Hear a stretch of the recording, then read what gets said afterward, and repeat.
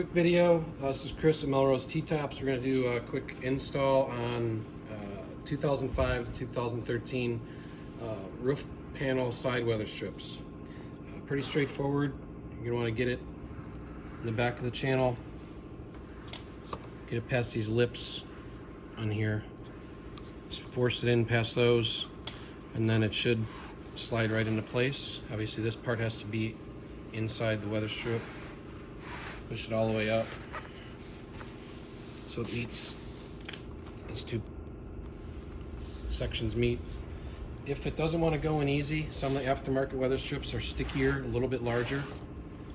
Get yourself a solution of a teaspoon of Dawn dish soap or any dish soap and some water. Coat it all up. That'll make it slide in a lot easier, otherwise you're going to fight it. Same thing.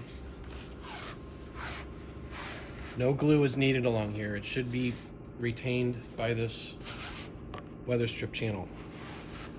And then in the back, this flap, you need to take some that black sticky stuff, strip caulk, or a little bit of glue, maybe a flexible adhesive.